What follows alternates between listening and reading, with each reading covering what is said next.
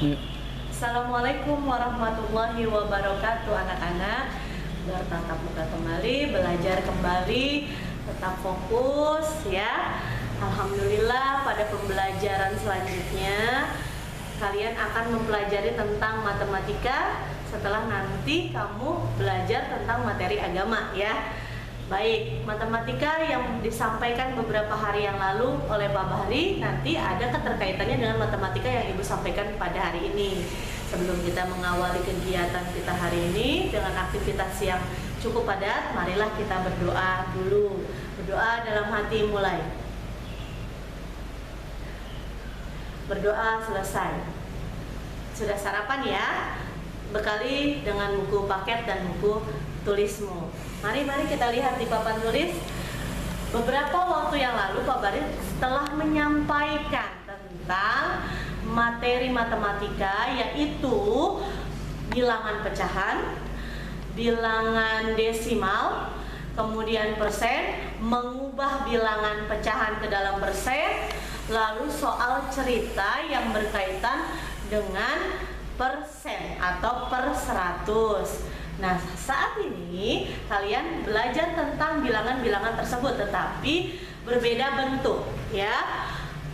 Minggu lalu Bu Irat sempat menyampaikan tentang perbandingan atau mengurutkan bilangan pecahan dengan beberapa cara teknik, tetapi bentuknya hanya pecahan. Misalkan 3/4 titik-titik 1/2. Kedua-duanya di dalam soal merupakan bentuk pecahan. Nah, dalam materi kali ini lebih kompleks lagi, lebih banyak lagi bilangannya, bercampur baur. Ada bilangan pecahan, ada bilangan persen, ada bilangan desimal. Nah, bilangan ini kita susun berdasarkan petunjuk dalam soal. Dalam contoh soal, kalian diminta untuk menyusun urutan berdasarkan bilangan hasil yang terbesar hingga hasil bilangan yang terkecil. Pastinya setelah melihat soal bentuknya demikian, yang ada di benak kita adalah susah. Tidak ya, tidak sulit ya, karena ada kata kuncinya. Semua bilangan ini kita ubah dulu ke dalam bentuk desimal. Coba kamu perhatikan, 17/25 merupakan bilangan pecahan. Apakah bisa disederhanakan? Tidak bisa, karena 17 merupakan faktor prima atau bilangan prima. Maka yang harus kita lakukan adalah dengan membaginya. 17 di dalam rumah bagi, 25 di luar rumah bagi. Yang dibagi dengan yang membagi dengan dibagi lebih kecil, makanya 0, ini sudah aturan matematika.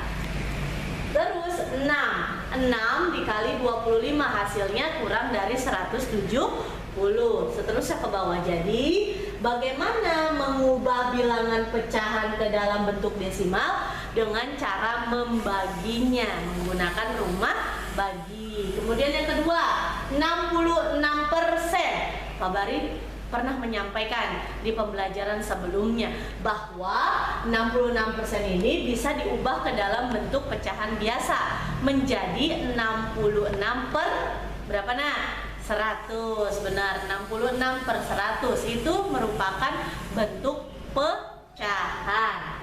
Nah, 66/100 bisa diubah kembali menjadi bentuk desimal ya. Beberapa waktu lalu Pak Bari sempat bilang 66 dibagi 100 hasilnya 0,66, atau tinggal kamu tentukan untuk mengubah menjadi bilangan desimal. Kalau di belakang komanya 2 berarti pecahannya penyebutnya 100. Kalau di belakang koma 1 berarti penyebutnya 10. Nih, di sini 66%, langsung aja, nggak usah pakai cara yang berbelit-belit, langsung 66% 0,66. Kalau 66/10 berarti 0,6 ya. Lalu 13/20 diubah ke dalam bentuk bilangan desimal 0,625. Nah, setelah diperoleh hasil bilangan desimal, maka baru bisa disusun berdasarkan petunjuk soal. Soalnya diurutkan dari bilangan terbesar hingga terkecil, dari yang besar dulu ya hingga terkecil, maka kita susun. Jadi susunannya meliputi 0,68, 17/25, 0,66 milik 66%, kemudian 0,65 13/20, dan 0,64 disusun berdasarkan nilai tempat kedudukan bilangan desimal ya. Ini per 10, ini per 100, 6/10 dan 8/100. Nah, per 10-nya ini sama semua, 0,6 semua. Jadi yang kamu bandingkan nilai per 100-nya. Ada 8, ada 6, ada 5, dan ada 4. Diminta dari yang terbesar hingga terkecil. Maka tentunya dari angka 8 mengerucut 6, 5, dan terakhir 4. Ibu yakin kamu bisa mengerjakan matematika ini. Dampingi dengan orang tua. Ada latihan soalnya ya, hanya satu tetapi memang kompleks. Kamu buat caranya, susun dengan rapi. Kalau ada pembagian susun ke bawah, pembagiannya disertakan. Kalau seperti ini 0,79 ya udah nggak usah diapa-apain ya, tinggal nanti dibandingkan saja. Dan ingat, beda dengan contoh soal. Yang ini bilangannya dari yang terkecil hingga terbesar. Selamat mengerjakan. Kita lanjut pembelajaran selanjutnya.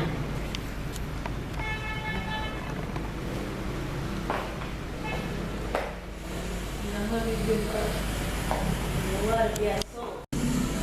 Oke, kembali lagi di pembelajaran selanjutnya ya. Di sini Pak Bari akan membahas tentang poster ya, tentang poster yang ada di buku tema 2-mu.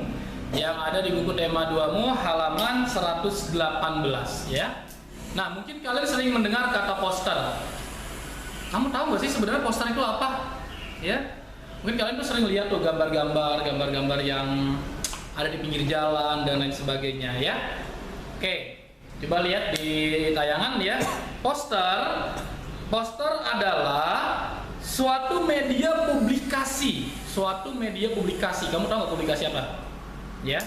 Publikasi itu menyampaikan ke orang banyak ya. Jadi poster ini medianya. Apalagi poster adalah suatu media publikasi yang memadukan antara tulisan ya dengan gambar. Baru lagi, poster adalah suatu media publikasi yang memadukan antara tulisan dengan gambar. Jadi ada gambarnya, ada tulisannya, ya.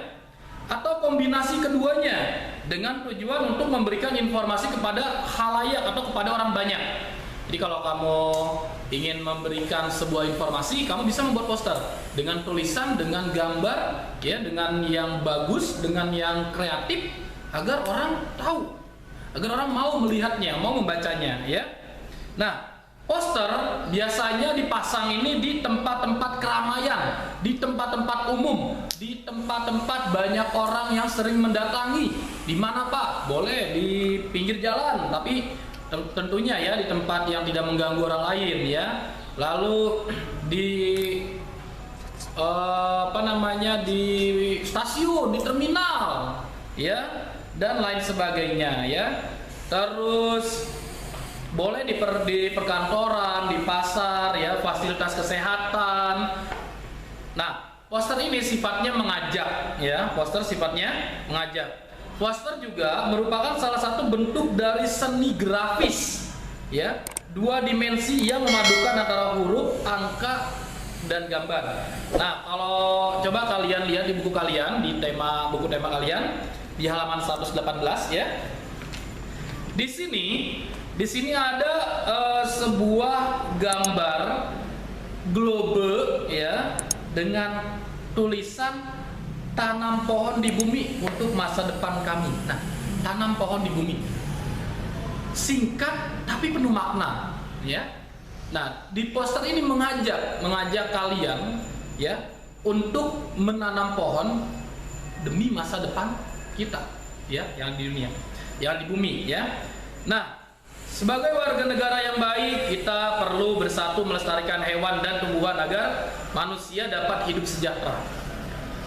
Pilihan suatu tumbuhan dan hewan yang menurutmu perlu dilestarikan, lalu kamu buat poster. Tapi sekarang Pak Bari nggak ngasih tugas seperti itu.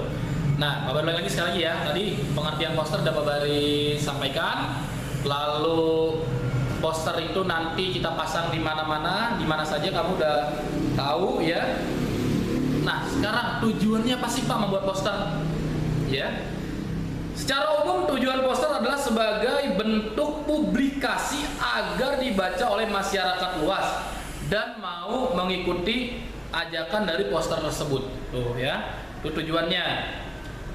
Lalu ada beberapa hal penting yang membedakan poster dengan media publikasi dua dimensi lainnya, ya.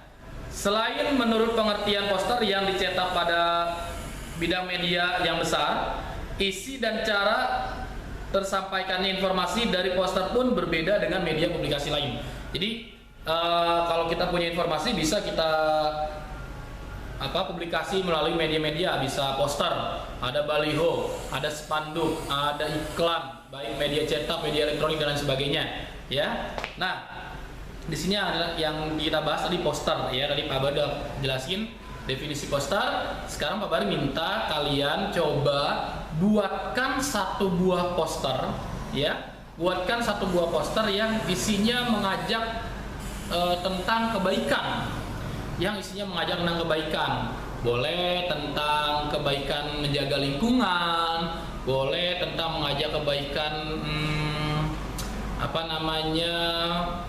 merawat kebersihan, terus mengajak ibadah melalui poster, boleh, bebas. Kalian kerjakan di buku gambar. Sekalian ini sebagai tugas SBDP nantinya, ya.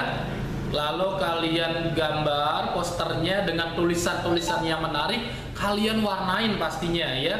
Kalau nggak diwarnain nanti orang nggak tertarik, ya. Kalian warnai, kalian gambar dengan bagus, lalu kalian foto, kalian kirim ke Telegram Pak Bari. Selain kalian kirim ke Telegram Pak Bari, kalian boleh share di media-media sosial yang kalian miliki. Contoh, kalian punya Telegram, boleh kalian share poster kalian, ya. Kalian punya Instagram, boleh kalian share di Instagram kalian. Kalian punya Facebook, boleh kalian share di Facebook kalian, ya. Nah, jadi Pak, kalau di Instagram boleh nggak Pak Bari, aku tag Pak Bari dan Bu Ira? Boleh, silakan, ya. Nah, jadi nanti biar orang lain bisa melihat poster-poster kalian, ya. Tentunya posternya yang dibuat adalah poster yang baik, ya. Poster yang mengajak untuk kebaikan. Oke? Pak Bari cukupi dulu pembelajaran kita pada hari ini. Kurang lebihnya mohon maaf. Wabillahi taufiq wal hidayah. Wassalamualaikum warahmatullahi wabarakatuh.